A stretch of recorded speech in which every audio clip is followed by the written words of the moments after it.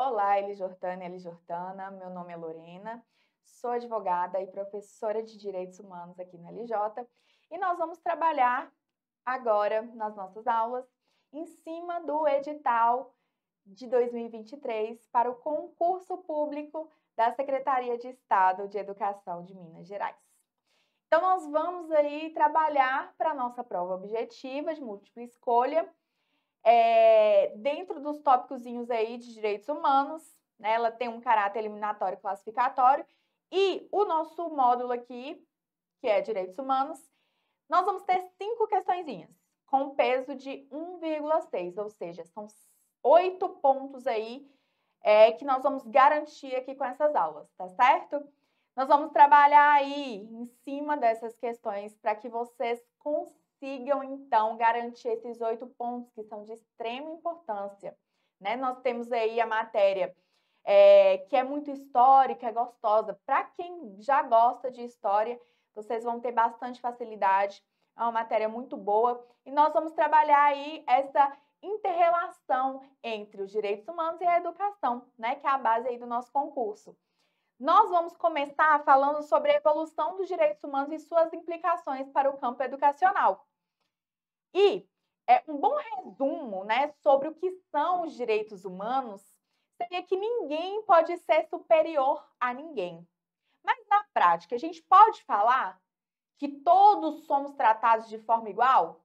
Infelizmente não, né? Infelizmente ainda convivemos com racismo, com machismo, desigualdade social, LGBTfobia e intolerância religiosa e diversas outras discriminações que conseguimos aí ver no nosso dia a dia. E não é porque nós não somos tratados todos de forma igual que nós temos que aceitar, que nos conformar ou agir de forma passiva, né? Nós temos então que ir em busca desses direitos humanos. E é assim que surgem os direitos humanos. É com base na necessidade de cada sociedade ao longo aí da evolução dos seres humanos. Então, vamos começar pensando num típico dia de vida, para a gente entender aí um pouquinho dos direitos humanos antes de partirmos, né, para a evolução como um todo. Vamos imaginar que você acordou numa cama, depois de passar a noite sob um teto, fez algumas refeições, trabalhou, estudou. Isso é um relato bem breve do que a gente vive no nosso cotidiano, né? E se eu disser para vocês que no nosso cotidiano está presente os direitos humanos? Com esse breve relato, a gente consegue resumir a pergunta: o que são os direitos humanos? Porque no nosso dia a dia está permeado dele, mesmo quando a gente não percebe. Então, a área de estudos, né, chamada direitos humanos, entende que cada um de nós somos seres morais, racionais e somos sujeitos de direitos e devemos viver com dignidade. Então, um conceito para a gente iniciar o que é direitos humanos, o que são os direitos humanos, né? Seria o conjunto de direitos que garante, então, a dignidade da pessoa humana, certo? E todos nós somos detentores. Todos somos detentores dos direitos. Ele é inerente ao ser humano. Eles não são nossos direitos por merecimento, por uma determinada característica ou uma determinada situação. Nós nascemos seres humanos, por isso já somos garantidores de direitos humanos, certo? Então vamos aí passar para a evolução desses direitos, a historicidade deles, tá? Os direitos humanos, eles são universais, indivisíveis, interdependentes e interrelacionados. Eles são universais, pois se aplicam a todas as pessoas, né? Foi o que a gente disse. Eles são inerentes à pessoa. Não depende de característica própria, não depende de uma situação. Depende de nascer com vida. Esses são os requisitos, né? Basta ser humano. São indivisíveis, interdependentes e interrelacionados. Por quê? Porque a gente não pode separar um do outro ou escolher quais serão respeitados e quais não. A violação, né, de um deles é uma ameaça aos demais. Por exemplo, a gente não pode abrir mão de um direito à liberdade de expressão para que o direito à segurança seja exercido, né? Então, vamos imaginar o seguinte: nós temos aí dois direitos humanos, que seria, então, o direito à liberdade de expressão e o direito à segurança. Mas eu, ainda que tenha o meu direito garantido à liberdade de expressão, eu vou afastar ele com medo de sofrer alguma punição, alguma ameaça, com medo de colocar a minha segurança em risco. Então, a partir do momento que um direito ele sofre uma ameaça, consequentemente o outro também. Percebem isso? Então, vamos ver aí um pouquinho dessa trajetória, né? Ao longo da história, né, muitos são os processos de luta, né, de pressão popular frente a governos vigentes, de reuniões entre representantes de diversos países, buscando a ampla aplicação dos direitos humanos, assim como a expansão da sua compreensão. Né? Se nós, humanos, estamos em constante transformação, nossos direitos também. Então, o que isso significa? Significa que os direitos humanos, eles não surgiram e finalizaram ali. Eles vão surgindo ao longo das necessidades da sociedade, né? Então, se nós humanos estamos em constante transformação, os nossos direitos também. Além disso, os direitos humanos, ele tem esse poder aqui, ó. Ele está presente nos processos de luta e em reuniões entre diversos países. Diversos países se unem com frequência para determinar transformações, inclusão de certos direitos, certo? Então, os direitos humanos, ele tem essa característica, né? A historicidade, ele vai se transformando ao longo da história. Olhando aqui, então, a gente pode voltar bastante na história até o século VI a.C. Tá, professora, então quer dizer que os direitos humanos existem desde o século VI a.C.? Veja bem, nós vamos ver mais à frente que os direitos humanos, como a gente conhece hoje, ele teve um marco histórico, digamos, teve um documento ali que foi criado que deu uma amplidade aí, deu uma visão maior, digamos assim, foi referência no desenvolvimento desses direitos humanos. Mas, como nós já sabemos, os direitos humanos, eles não surgiram do nada e também não finalizaram. Eles vão acontecendo de acordo com a necessidade. E nós temos, então, esses resquícios da história. Nós temos esses resquícios aí, então, desde o século VI a.C., tá certo? Então, podemos voltar aí até o século VI a.C. para dar uma primeira ideia acerca daquilo que hoje a gente chama de direitos humanos. E esses direitos humanos, nessa época, surgiu porque o rei Ciro o Grande, após a conquista da Babilônia, anunciou a libertação de todos os escravos e o direito à escolha religiosa de todas as pessoas, independentemente de sua origem. Então, muito do que conhecemos hoje dos direitos humanos veio desde o século VI a.C., tá? Mas nós temos também aí, como marco histórico, a Declaração da Independência dos Estados Unidos em 1776. Temos também a Revolução Francesa e a Declaração dos Direitos do Homem e do Cidadão em 1789.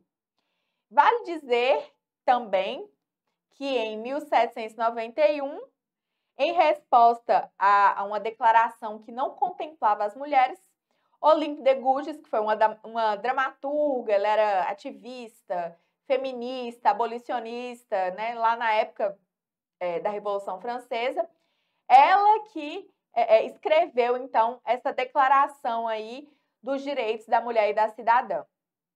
E, como, digamos, uma punição dessa revolução dela, ela foi guilhotinada. Então, tanto aqui a Declaração da Independência dos Estados Unidos, quanto dos direitos do homem e do cidadão, nós podemos falar sobre a liberdade e igualdade dos seres humanos.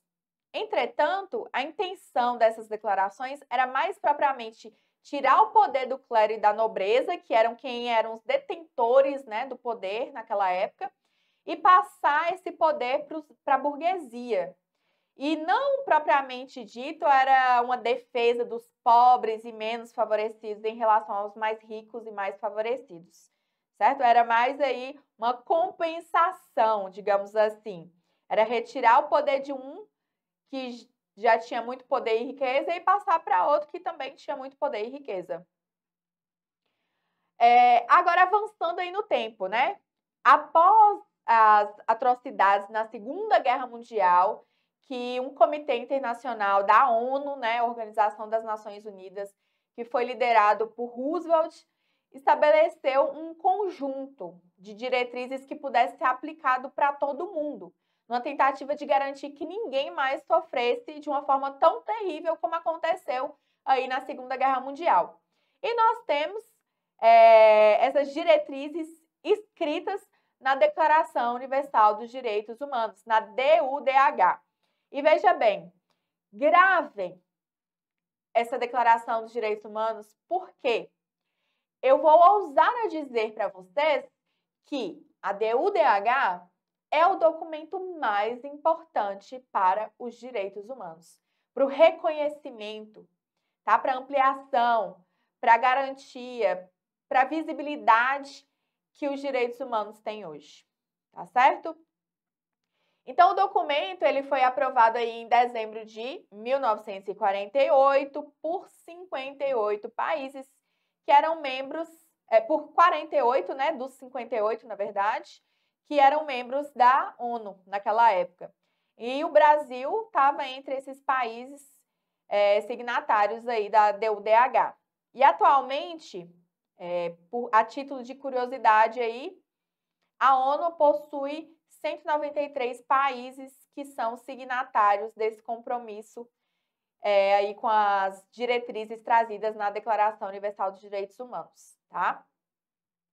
Nós temos um outro documento super importante aí na construção de que os direitos humanos, né, são inerentes ao ser humano, que é a Declaração de Viena, de 1993, que vai lançar um olhar para os direitos à solidariedade, paz, desenvolvimento, né, da sociedade e direitos ambientais.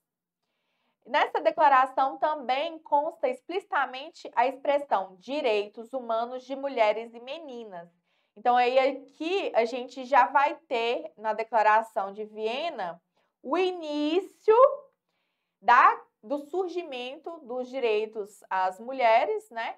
Porque aqui já se via, então, essa necessidade de garantir de forma mais incisiva os direitos da mulher.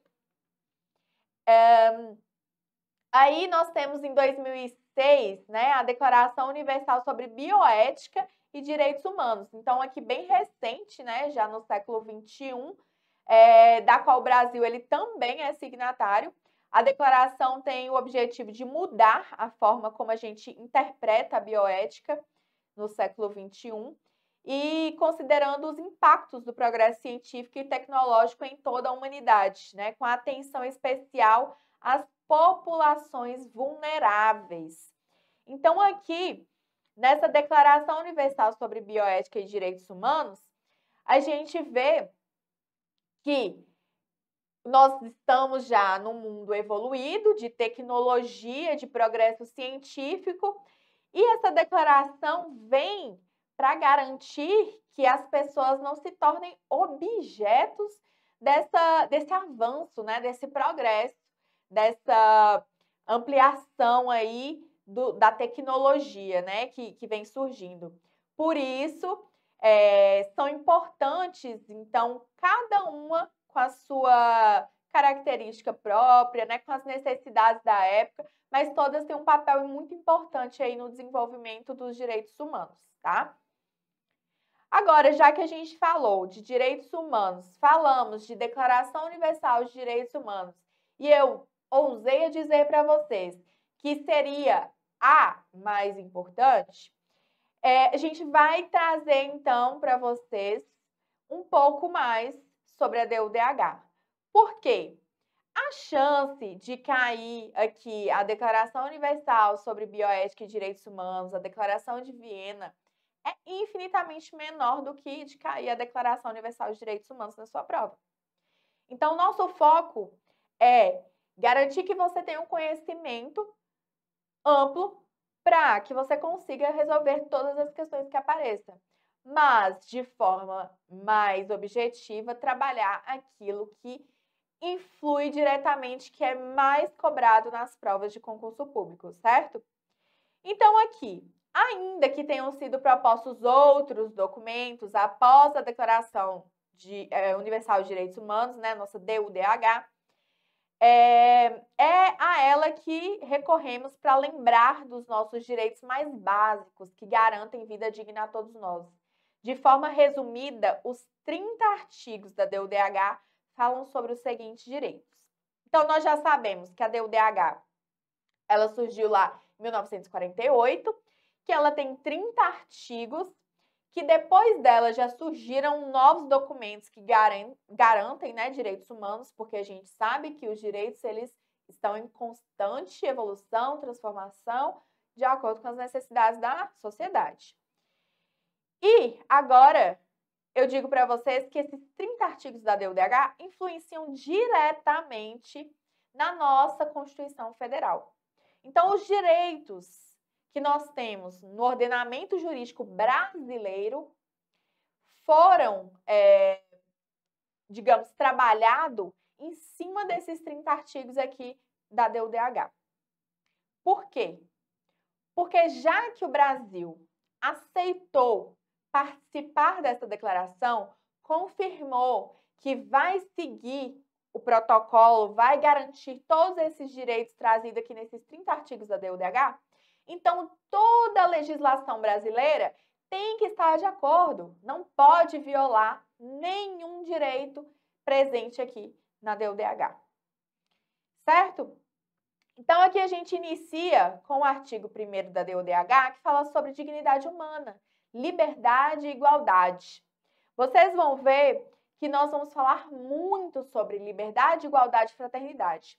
E vocês vão lembrar que essas 3 palavrinhas vão remeter à Revolução Francesa. Na Revolução Francesa também não houve uma explosão aí de direitos humanos? Pois bem, então aqui liberdade e igualdade faz parte da dignidade humana, né? A pessoa que, para ter uma dignidade, ela tem que ser livre e tem que ser tratada de forma igualitária. Direito à não discriminação, que foi o que a gente já começou a aula falando, né?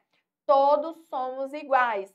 E aqui o direito à não discriminação, presente no artigo 2º, traz para a gente a igualdade formal, que deve ser aplicada no nosso dia a dia, que é a igualdade material. Direito à vida, à liberdade e à segurança. E veja bem, direito à vida, eu quero fazer aqui uma observação para vocês que eu considero muito importante, que vocês têm que ficar atentos aí na prova. Não existe nenhum direito que seja absoluto. Por quê? Porque quando houver um conflito entre 2 direitos humanos, o meu e o seu, vai ter que colocar numa balança aí qual que vai garantir mais dignidade, certo? E o direito à vida, a gente vai trazer aqui um exemplo que vocês vão fixar. No nosso país, e de acordo aqui com a DUDH, é permitido o aborto em ocasiões específicas. Uma delas é em caso de estupro. Então, nós tivemos aí a violação da dignidade de uma mulher que foi estuprada e que está gerando uma vida. Mas é permitido violar esse direito à vida para garantir a dignidade dessa pessoa, né? Dessa mulher que está gerando essa vida. Então, lembrem-se, não existe um direito que seja absoluto, não existe um direito que é melhor que outro, que é maior que outro. Mas, quando houver conflito, vocês vão colocar na balança qual é o direito que, se a gente resguardar, vai garantir mais dignidade. É isso que a gente tem que pensar. Opa! Aqui, o direito de não ser submetido à escravidão, de não ser submetido à tortura. Também são direitos aí trazidos na DUDH, que também estão presentes na nossa legislação. E veja bem, eu afirmei para vocês e vou continuar afirmando, nenhum direito é absoluto. Mas nós vamos ter um direito que é muito categórico, que é esse direito de não ser submetido à tortura. Nesse sentido, a tortura ela é ainda pior do que uma pena de morte, de acordo com a Declaração Universal de Direitos Humanos. Então, é terminantemente proibido. Se cair uma questão na sua prova dizendo que, de acordo com a DUDH, é permitida a tortura apenas em caso de guerra, é falso. É falso porque a tortura é terminantemente proibida. Direito ao reconhecimento como pessoa humana perante a lei, né? Direito à igualdade perante a lei, mais uma vez a igualdade formal. Direito de acesso à justiça para violações de direitos fundamentais. Então, se nós temos um direito que é nosso, né? É inerente ao ser humano, nossos direitos fundamentais, os nossos direitos humanos aí trazidos na legislação. Se nós temos a violação desse direito, é garantido por lei que tenhamos acesso à justiça para que a gente possa recorrer desse direito, né? Que a gente consiga garantir esse direito. Ninguém deve sofrer detenção, prisão ou exílio por motivações tirânicas, né? Ou seja, de forma injusta. Então, ninguém pode ser detido, preso ou exilado aqui por um motivo bobo, né? Por um motivo tirânico, ou seja, ali seja forçado, né? Digamos assim. Direito ao devido processo legal e a um julgamento justo, né? Já que nós temos aqui o direito ao acesso à justiça, nós temos também direito a um devido processo legal e um julgamento justo. Isso quer dizer que nós temos direito a um advogado, a uma defesa técnica, né? Seja um advogado público ou um advogado privado, né? E também um julgamento justo. Isso quer dizer um juiz que seja seu inimigo, ele não pode julgar seu caso. Ele é impedido de julgar seu caso. Por quê? Você tem direito a um julgamento justo. A presunção de inocência até a prova da culpa, né? É aquele ditado, todo mundo é inocente até que se prove o contrário. Então, até que se prove a culpa. Direito à intimidade e à privacidade, direito de ir e vir dentro das fronteiras de seu país, bem como deixar um país e retornar. O direito de pedir proteção, como solicitar asilo em outro país. Isso aqui também, Isso aqui também é importante porque se você sofre aí, vimos aí diversas vezes, né, em período político, se você sofre uma perseguição política, você tem o direito de pedir uma proteção aí em outro país, né, e solicitar asilo em outro país. Direito à nacionalidade, direito de constituir família sem restrição de raça, nacionalidade ou religião, direito à propriedade, direito de liberdade de pensamento, consciência e religião, direito à liberdade de opinião e expressão, direito à associação e reunião pacífica, tá? Isso aqui é importante porque qualquer reunião que seja paramilitar, ela não é pacífica. Isso quer dizer que, se pessoas estão reunidas e elas estão armadas, independente do objetivo deles, se é usar aquelas armas ou não, ela deixa de ser uma reunião pacífica, tá? Direito a participar do governo do país, direito à seguridade social, direito a condições justas de trabalho e à sindicalização, direito ao repouso e ao lazer, direito a um padrão de vida adequado, né? Saúde e bem-estar seu e da família, direito à educação, veja bem, está aqui expresso, direito à educação, direito a participar da vida cultural da comunidade, direito a uma ordem social internacional, onde seus direitos sejam cumpridos, deveres sociais em relação aos direitos e liberdades do outro. Isso quer dizer, lembra daquela frasezinha clichê? O nosso direito termina quando o do outro começa, né? Então, é justamente isso aqui, a gente tem o dever social com o outro, em relação aos direitos e liberdades do outro. E aqui, por fim, o artigo 30, proibição de práticas contra esses direitos e liberdades. Então, qualquer prática que vá contra os outros direitos que nós vimos aí, ele é proibido, certo? Então, agora a gente vai resolver 3 questõezinhas, tá? Para a gente conseguir fixar melhor aí o conteúdo que a gente viu até aqui. E vamos, posteriormente, continuar falando aí sobre essa evolução dos direitos humanos, tá bom? Então, vamos lá. Questão de número 1. Um dos antecedentes históricos como documento de proteção dos direitos humanos foi o Bill of Rights, que pode ser identificado como... Ah, mas eu não vi o que é Bill of Rights. Veja bem, um dos antecedentes históricos como documento de proteção dos direitos humanos, que pode ser identificado como...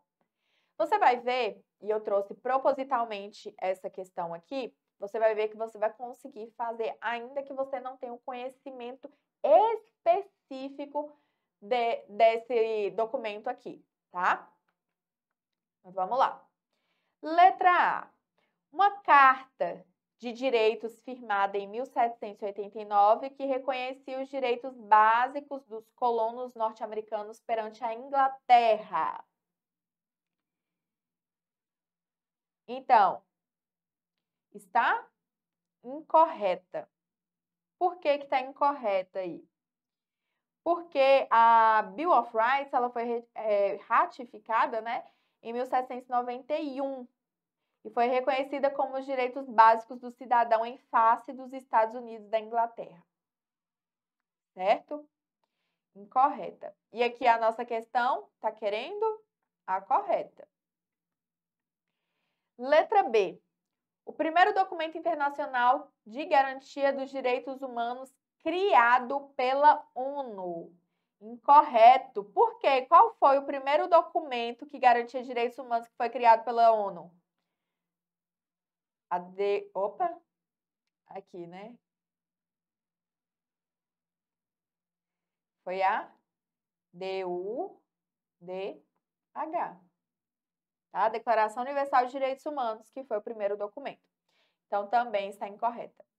Letra C, documento resultante da luta do povo inglês contra a tirania real, firmado em 1215, parte integrante e principal da Magna Carta.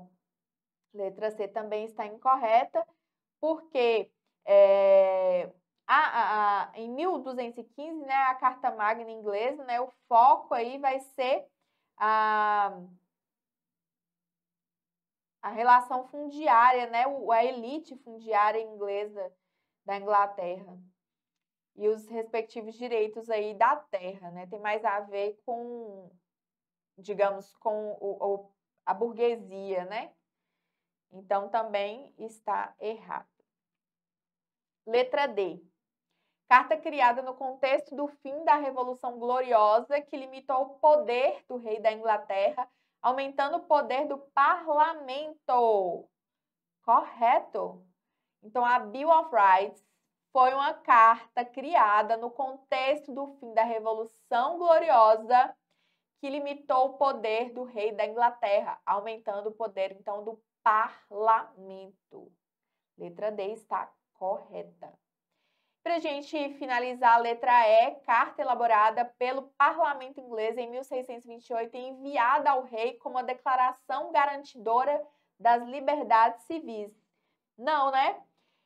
Nessa época aqui, em 1628, teve uma petição, né, que limitou o poder do rei na cobrança de impostos, sem autorização do parlamento, tá? E aí ela tinha um nome específico, mas que adivinha da Bill of Rights, que era a Petition of Rights, tá? Questão de número 2. À luz das disposições da Declaração Universal dos Direitos do Homem, que nós vimos que foi uma declaração aí, que teve um marco histórico no desenvolvimento dos direitos humanos, assinale a alternativa correta. Então, a número 2 também quer a alternativa correta. Muito importante vocês observarem. Então, a cada questão, grifem a parte principal do enunciado e grifem também o que está pedindo a questão, se é a correta, se é incorreta, é certo, ok? É importante. Letra A. Todos os seres humanos nascem livres e adquirem dignidade em proporção ao seu desenvolvimento pessoal. Então, a Declaração Universal dos Direitos do Homem, né, na verdade, é um documento que estabelece os direitos humanos básicos, que devem ser protegidos em todo o mundo, né? E entre esses direitos está o direito à vida, à liberdade, igualdade, segurança pessoal, o devido processo legal e a proteção contra a tortura e o tratamento cruel, desumano ou degradante. Se assemelha muito com a DUDH, né? Apesar dela ter uma data aí anterior. Então, a alternativa A, ela não menciona aí o direito à liberdade e à igualdade, né? Seria, então, todos os seres humanos nascem livres e iguais em dignidade e em direito, são dotados de razão e de consciência e devem agir em relação uns aos outros com espírito de fraternidade. Certo? Então, aqui está errado. Letra B. Todo ser humano tem direito à vida e à liberdade, mas a segurança pessoal configura mera expectativa de direito? Se fosse até aqui, estava certo, né, gente? Mas, colocou esse mas aqui, tornou errado. Por quê? Não reflete aí a garantia de segurança pessoal como um direito fundamental, né? Letra C. Ninguém será submetido à tortura, nem a tratamento ou castigo cruel, desumano ou degradante. Perfeito. Certinho. Letra C está correta. Letra D. Todo ser humano tem o direito de ser reconhecido como pessoa perante a lei, desde que permaneça dentro dos limites do território do país de seu nascimento. Até aqui estava certinho. Colocou desde, aí ficou errado.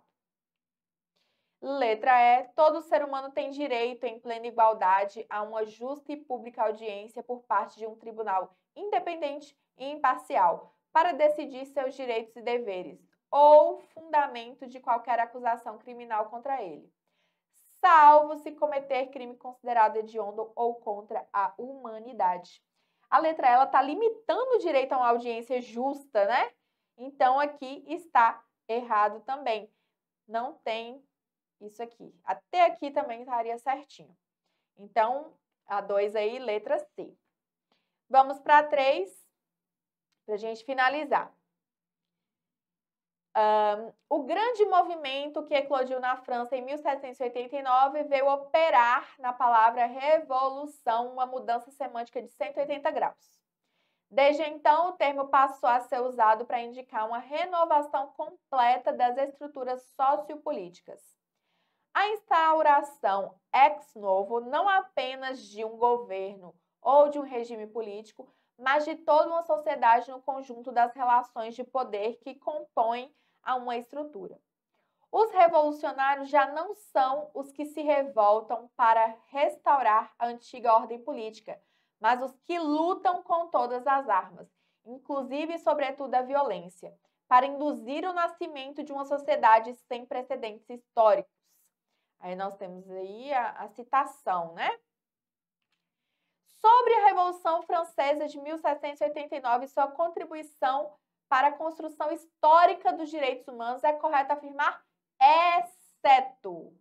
Então, o que não é correto sobre a Revolução Francesa, no quesito aí construção histórica dos direitos humanos. Letra A. A Declaração Francesa dos Direitos do Homem e do Cidadão de 1789 pode ser considerada como a primeira das declarações de direitos com vocação universal. Está certo, né? Ela não é universal no sentido universalidade, né? Mas o termo vocação traz a ideia de tendência, né? Algo que inaugura, que é alcançado no pós-Segunda Guerra. Então, tá certinho. Letra B. Apesar de não incorporar ideais justnaturalistas, a Declaração dos Direitos do Homem e do Cidadão de 1789 foi responsável por redefinir a relação entre o indivíduo e o Estado, transformando o súdito em cidadão. Além de seus ideais justnaturalistas, sua grande característica como direitos inatos e os ideais iluministas, a Declaração Francesa dos Direitos do Homem e do Cidadão foi responsável por redefinir a relação entre o indivíduo e o Estado, transformando o súdito em cidadão. Então, além de seus ideais justnaturalistas, tá? Eles tinham, sim, ideais justnaturalistas. Então, a que não está correta aqui é a letra B. Letra C. Entre os direitos previstos na Constituição Francesa de 1791 estão a soberania popular, o sistema de governo representativo, a igualdade de todos perante a lei, a presunção de inocência e o voto censitário. Correto. E letra D, para finalizar, importante marco para o desenvolvimento futuro dos direitos humanos foi o projeto de Declaração dos Direitos da Mulher e da Cidadã de 1791, proposto por Olympe de Gouges, que reivindicou a igualdade de direitos e de gênero. Perfeito, como a gente viu no início da aula. Então, o gabarito ficou 1, letra D, 2, letra C e 3, letra B. Então, chegamos ao fim. Vimos aí o início dessa evolução histórica dos direitos humanos, né? Alguns documentos que foram importantes para essa progressão dos direitos humanos e resolvemos essas 3 questõezinhas para fixar um pouquinho e entender mais sobre essa evolução aí dos direitos humanos. Então, vamos continuar nesse foco aí para a gente garantir os 8 pontos, né? No nosso edital com base, né, na nossa matéria de direitos humanos. E depois iremos aprofundar um pouquinho mais nessa área aí, tá? Muito obrigada e até a próxima aula!